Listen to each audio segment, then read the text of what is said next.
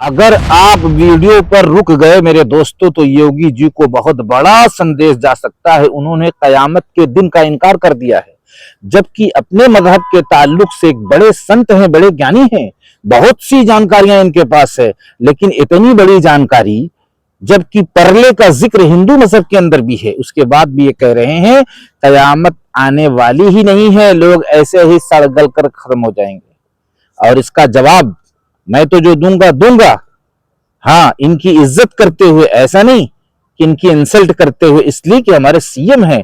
अगर कोई मिस्टेक हो रही है तो इसका यह मतलब नहीं है कि उनको यानी बहुत बुरी बुरी बात कही जाए, बल्कि सही नीयत से सच्चा संदेश पहुंचाने की कोशिश की जाए। यही तरीका होता है एक इंसान का, और खास तौर से मुसलमान का। और प्रेमानंद के जरिए मेरे दोस्तों, प्रेमानंद के जरिए जो पैगाम इन तक आज पहुंचेगा, आप भी हैरान हो जाएंगे। मुझे लगता है जितने लोग देख रहे हैं वो सब दंग हो जाएंगे, हैरान हो जाएंगे कि इन्होंने छोटे छोटे लक्षण बतलाए कयामत की निशानियों के। अभी मैं कोई मौलाना लेकर अगर आता तो आप कहते कि इनके मजहब के एतबार से बतला रहा है।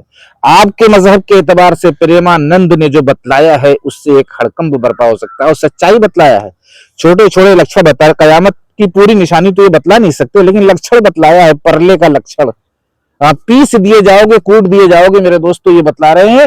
आइए पहले हमारे सीएम योगी जी, जो हमारे सीएम हैं, जिनका हम आदर करते हैं इसलिए कि हमारे सीएम हैं, अब इसका मतलब ये नहीं कि उनसे कोई गलती हो जाए तो हम उनकी इंसल्ट कर डालें या उनके खिलाफ यानी उनके दुश्मन बन जाए, ऐसा नहीं है। ये मजहब इस्लाम नहीं सिखाता। मजहब इस्लाम ये सिखाता है कि कोई मिस्टेक अगर किसी से हो जाए तो प्यार मोहब्बत से उसके कंधे पे हाथ रखकर उसको सही बात पहुंचाने की कोशिश करो, नहीं तो तुम्हारी पकड़ होगी, तुम पकड़े जाओगे, तुम्हारी गर्दन नापी जाएगी। इस डर की वजह से इस तरह की बातें एक दूसरे तक पहुंचानी पड़ती हैं। हाँ मेरे दोस्तों, इसलिए कि वहां का जो अंजाम है, दुनिया का अंजाम बताया। ये बात बोल के मैं वीडियो दिखा रहा हूं कि दुनिया की परेशानी इतनी है, आने वाली जिंदगी में जो कर्मों का अंजाम है, जो हिसाब किताब है, जो इस्लामिक नॉलेज के एतबार से, इस्लामिक मजहब के एतबार से जो हमें बताया समझाया गया है, हम डर रहे हैं। हम अपनी डर बतला रहे हैं आपको। हम ये नहीं कह रहे कि आप डरिए, लेकिन ये जान जाइए कि इस्लाम के अंदर बताया गया है कि आने वाले वक्त में जो भुगतान है, जो दंड है, वो इतना भयंकर है, इतना भयंकर है कि अगर वहां की परेशानी इतनी ज्यादा है कि यहाँ की परेशानी में जो सुई डालकर निकाली जाए, जो उसके नोक पर पानी आएगा, सुई में जो पानी आएगा, वो दुनिया की परेशानी है। पूरा समंदर आखिरत की परेशानी है। यानी मरने के बाद जो दंड है, यानी अच्छे और बुरे कर्मों का जो नतीजा है, अच्छा कर्म है तो वे स्वर्ग है, जो हमारे मजहब के एतबार से। और अगर आपने अच्छा कर्म नहीं किया, लोगों को सताया, लोगों को तिरछी आंख से देखा, माँ बाप के हुकूक नहीं अदा किए, पड़ोसी के हुकूक नहीं अदा किए, चाहे वो जिस बिरादरी का भी था, तो फिर याद रखना, अगर रास्ते में कोई बोझ लेके परेशान है, उसको उठा के उसके कंधे पे नहीं रखा, उसको धक्का नहीं लगाया उसकी गाड़ी में, तो याद रखना कल कयामत में इसके बारे में पूछा जाएगा। अगर करोड़पति भी तुम बना दिए गए हो, बस मैं वीडियो दिखा रहा हूँ, थोड़ा सा कभी कभी टाइम लगता है मेरे दोस्तों, आपके हेल्प की वजह से यहाँ तक जो है मैं पहुंचा हूँ। अल्लाह का लाख लाख शुक्र है, अल्लाह तबारक व तआला ने आपको जरिया बनाया, जो सारी कायनात का रचयिता है, कि तुम बोझ उठा सकते थे, मेरा बंदा परेशान था, क्यों नहीं उठाए। आप ये बोलकर नहीं भाग सकते कि हिंदू बिरादरी का था, ये सिख बिरादरी का था, इसलिए मैं नहीं उठाया, मेरी इससे दुश्मनी थी। नहीं, इंसानियत, आपको दुश्मन की मदद करना है, अगर आपका दुश्मन है उसकी भी हेल्प करना है। ये है मजहब इस्लाम। और बहुत से मजाहिब में आपस में भाईचारा कायम करने और भेदभाव को खत्म करने की बात की गई। ऐसा नहीं कि मजहब इस्लाम में ही सिर्फ है, बल्कि बहुत से मजहब में ये नॉलेज सिखाया गया है मेरे दोस्तों। इसलिए आइए पहले योगी जी का वो वीडियो देखिए, उसके बाद प्रेमानंद ने जो जवाब दिया उसको सुनने के बाद आपको जाना है। जो कयामत के दिन आने का सपना देख रहे हैं, ऐसे ही सड़क जाएंगे, कभी वो दिन आने वाला नहीं है। और उनके सपनों को ऐसे ही, और हम आज फिर इस बात को कह रहे हैं कि कयामत के दिन तक भी कभी, कयामत का दिन तो कभी आना ही नहीं है, और इसलिए बाबरी ढांचे का पुनर्निर्माण कभी होना ही नहीं है। अब आप आइए प्रेमानंद की वो बात सुन लीजिए, उसके बाद छोटी सी गुफ्तगू करूंगा, क्योंकि आप देख रहे होंगे कि वीडियो कितनी बड़ी है। उसके बाद वीडियो का अख्तिताम करते हैं कयामत की निशानी को लेकर। चांद बड़ी बेकरार है, ऐसे तांडव होने वाले जिनको तुम देख के सह नहीं पाओगे। ये माया का तांडव है, देख लेना आगे चलकर। अब आप होता है ये माया के ऐसे तांडव होने वाले हैं जिसमें पिस जाओगे, बचना मुश्किल हो जाएगा। यही पंचभूत जो हम अहम माने हुए कि मैं शरीर, यही तुम्हें नष्ट करेंगे। अग्नि, जल, पृथ्वी, वायु, आकाश, इन्हीं से तुम्हारा विनाश प्रारंभ हो जाएगा। इन्हीं पंचभूतों से तुमने पाप किए हैं, इन्हीं से तुम्हें दंड मिलेगा। कभी भूकंप, कभी जल अपनी मर्यादा को छोड़ देगा, कभी ऐसी आग का तांडव होगा, भस्म हो जाओगे, कभी ऐसा आकाश से उल्कापात, ऐसे वर्षा होंगे जिससे तुम्हारा नाश प्रारंभ हो जाएगा। कभी वायु अपना स्वरूप तूफान रखेगी, ये तुम्हें नष्ट करेगा। बहुत भयावह जीवन है। प्रेमानंद जी ने अपने अंदाज में जैसे हो सका इनसे उस तरह बतलाने की इन्होंने कोशिश कर दिया। इन्होंने छोटे छोटे लक्ष्य बतलाने की इन्होंने कोशिश की है। अब मैं ये बताना चाहता हूं कि कयामत की निशानियों में से ये है कि दज्जाल भेजा जाएगा, दज्जाल पैदा किया जाएगा जो समुंदर की मछली को सूरज में भूजेगा। बताओ इतनी ताकत किसी के पास है?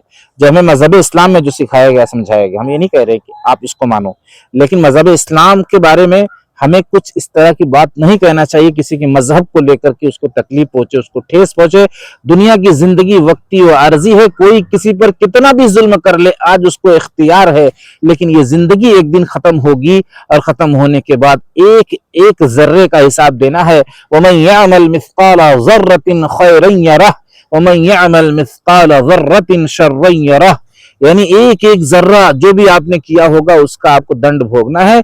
इसलिए हम उस डर और खौफ की वजह से हम एक दूसरे के साथ मिलकर जुड़कर रहना चाहते हैं, चाहे वो किसी भी बरादरी का हो, ना कि हम किसी पर जुल्म करना चाहते हैं। इसलिए कि अगर हमने किसी के ऊपर भी जुल्म किया तो कयामत में हमसे पूछा जाएगा। ये नहीं पूछा जाएगा कि वो हिंदू बरादरी का था, वो सिख बरादरी का था, आपने जो किया अच्छा किया, ये चलने वाला ही नहीं है। इसलिए हम डरते हैं और मेरे मोहब्बत का पैगाम देने की कोशिश करते हैं।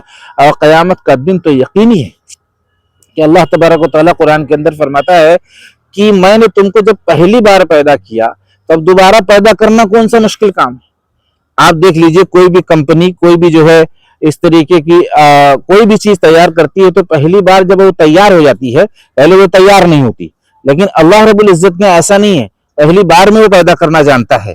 अब यहाँ पर पहली बार जब कोई चीज कंपनी तैयार कर लेती है तो दोबारा फिर उसके लिए आसान है कि मुश्किल है? बार बार फिर वो कंपनी तैयार करती है, बहुत बड़ी तादाद में उसकी सेल होती है, तो पता चला वो हम सबका रब है। देखो, शेर नहीं था लेकिन शेर के बगैर शेर बनाया, हाथी नहीं थी पहले दुनिया में, हाथी पहले कहां से आया? ये हम सबके रब की देन है कि हाथी नहीं थी, बगैर सिंपल के हाथी की शक्ल देखी, सूंड बनाया, दांत बनाया, शेर की शक्ल देखी, शेर जैसी बनाया, भालू की शक्ल देखी, भालू जैसी बनाया, और नाम भी उसी तरह का रखा। ये बड़ी कुदरत और ताकत है मेरे दोस्तों। ये जमीन नहीं थी लेकिन बगैर सिंपल, बगैर नमूने की जमीन पैदा किया। और बहुत से ऐसे फल दुनिया में नहीं थे जिसको बगैर सिंपल के पैदा किया। इंसान पहले नहीं था, बगैर सिंपल के अपनी हिकमत और अपनी कुदरत से पैदा किया। जिन्नात नहीं थे पहले, अपनी कुदरत और ताकत से पैदा किया। जितनी भी चीजें हमें नजर आ रही हैं वो पहले मौजूद नहीं थी, उसको अपनी ताकत और हिकमत के तहत पैदा किया। कुछ तो डायरेक्टली पैदा किया, जैसे सूरज नहीं था, बगैर सिंपल, बगैर नमूने के पैदा किया। कोई है जो उसमें लेकिन निकाल दे? एक सूरज पूरी दुनिया को रोशन करके रखा है। चांद नहीं था, चांद बगैर नमूने के, बगैर सिंपल के पैदा किया। आसमान पे सितारे नहीं थे, बगैर किसी से पूछे, बगैर किसी की राय से पैदा किया। मेरे दोस्तों, ऐसी कुदरत और ताकत का मालिक हम सबका रब है, जो हम सबको ऑक्सीजन दे रहा है, पीने के लिए पानी दे रहा है, सोने के लिए रात दे रहा है, जागने के लिए दिन दे रहा है, और काम करने के लिए असबाब दे रहा है, खेत दे रहा है, खलियान दे रहा है, दिमाग दे रहा है, डिग्री दे रहा है, हुनर दे रहा है। अगर हमारी एक नस यहाँ की मिस हो जाए तो फिर हम कुछ नहीं कर सकते। ये उसकी देन है जो हमारे दिलो दिमाग को संभाल कर रखा है। इसलिए हमारा ईमान है इस पर कि कयामत का दिन आना तय है। और उस दिन के बारे में एक दो बात बताकर मैं वीडियो को खत्म करता हूं। उस दिन के बारे में आता है कि कयामत का दिन इतना खौफनाक मंजर होगा, इतना डरावना मंजर होगा, इतनी घबराहट का मंजर होगा कि दूध पिलाती माँ अपने बच्चे को भूल जाएगी। बड़े बच्चे का भी जिक्र हो सकता था और उसके बाद वाले का हो सकता था। यानी दूध पिलाती वाली, ये 4 बच्चे हैं तो पहला, दूसरा, तीसरा, यानी चौथा किसी का भी जिक्र हो सकता था, लेकिन उसका होगा, उसका जिक्र किया गया जो सबसे छोटा है, जो दूध पी रहा है। कि दूध ऐसे, हालांकि माँ अपने बड़े बच्चे को भी नहीं भूल सकती मुसीबत में, लेकिन यहाँ दूध पीते हुए बच्चे को भूल जाएगी जबकि वो कलेजे से लगा होगा। सोचो वो दिन कैसा होगा। और आखिरी बात यह है कि शेर और बकरी एक जो है घाट पर पानी पिएंगे। इतनी दहशत होगी कि सब एक जगह जमा होंगे, दुम दबाए होंगे, जबकि शेर और बकरी का कोई जोड़ नहीं। इसलिए मजहब इस्लाम के एतबार से जो बातें थी वो बतलाने की कोशिश किया हूँ और एक संदेश देने की कोशिश किया हूँ कि ताकि देश के अंदर माहौल ना खराब हो। इस तरह की वीडियो देखकर लोग इंतशार खड़ा कर सकते हैं, विवाद खड़ा कर सकते हैं, आपसी झड़पें हो सकती हैं, मेरे दोस्तों तकलीफ पहुंचेगी। इसलिए किसी के मजहब का इनकार, किसी के मजहबी कोई भी अहकाम और अरकान का इनकार ना किया जाए। जैसे नमाज का आप इनकार नहीं कर सकते, रोजे का इनकार नहीं कर सकते, ज़कात का इनकार आप नहीं कर सकते, इसलिए कि हमारे मजहब में इसको माना गया है कि भाई ज़कात से बहुत से गरीबों की परेशानी दूर होगी। इसी तरीके से कयामत के दिन भी ये हमारे इस्लाम के अंदर है ना। जैसे नमाज को आप नहीं बोल सकते, रोजे को नहीं बोलते, हज को नहीं बोलते, तो कयामत को भी नहीं बोल सकते, जन्नत और जहन्नम को नहीं बोल सकते। हाँ, अपने हिसाब से बोलो कि हमारे मजहब के अंदर ये चीज नहीं लिखी है, लेकिन मुसलमान को अगर जैसे कि मजहब इस्लाम को लेकर अगर कहा जाए, कयामत का जो लफ्ज है वो इस्लाम के अंदर है। कयामत, हालांकि हिंदू धर्म में भी परले का जिक्र है, परले का मतलब कयामत, एक एंड होगा दुनिया का, और जो इंसानों ने अपना कर्म किया है उल्टा सीधा, किसी को परेशान किया, किसी को सताया, किसी को जुल्म किया है, वो परले के दिन अपने कर्मों का उसको हिसाब देना है। मेरे दोस्तों, ये आपके मजहब में भी आप देख सकते होंगे जाकर कि आपकी किताबों में भी चीज लिखी हुई। अब कोई इस पर ईमान ना लाए, कोई यकीन न करे, तो उसकी अपनी मर्जी है। इस तरह का एक जिम्मेदार जब बयान देता है, भाषण देता है, तो देश के अंदर एक कोहराम बर्पा होने का अंदेशा हो जाता है। एक बड़ी जो है बात बिगड़ जाती है बनती हुई। इसलिए जो है हमारे जो जिम्मेदार हैं उन लोगों को इस तरह की बात नहीं कहना चाहिए जिससे किसी के मजहब को ठेस पहुंचे, और उस ठेस के नतीजे में बहुत बड़ी तादाद में इंसान आपस में बढ़ जाएं, दूरियां हो जाएं, और हो सकता है ये कोई बड़ा कदम भी लोग उठा सकते हैं। तो हमें अपने देश के माहौल को बनाना है, खूबसूरत बनाना है। ये बात अगर ना बोलते तो कौन सी सियासत के अंदर कौन सी परेशानी खड़ी हो जाती और आपकी इज्जत में कौन सी कमी हो जाती। ये बात बोलने से तो बहुत से मुसलमान जो आपको चाहते रहे होंगे, उनके दिलो दिमाग में ये बात आएगी कि अरे ये तो कयामत का इनकार कर रहे हैं जिस पर हम ईमान लाए हैं। तो किसी की ऐसी चीज का इनकार करना जिसको वो मानता है, जिस पर वो ईमान रखता है, जिस पर यकीन रखता है, ये कहना किसी दूसरे मजहब वाले के लिए मुनासिब नहीं है, जिससे उसको उसके मजहब वालों को तकलीफ पहुंचे। इसलिए मैं एक सही नीयत से, सच्ची नीयत से एक पैगाम, एक मैसेज अपना सीएम समझते हुए, अपना जिम्मेदार समझते हुए कि हमारे जो है सूबे के जिम्मेदार हैं, हमारी निगरानी करते हैं, बहुत सा बिगड़ा हुआ काम हमारा बनाने की कोशिश करते हैं और हिंदू मुसलमान को मिलाकर लेकर चलने की कोशिश करते हैं। तो इसलिए जो है मेरा ये हक था कि मैं इस तरह की बात उन तक पहुंचाने की कोशिश करूं। अस्सलामु अलैकुम।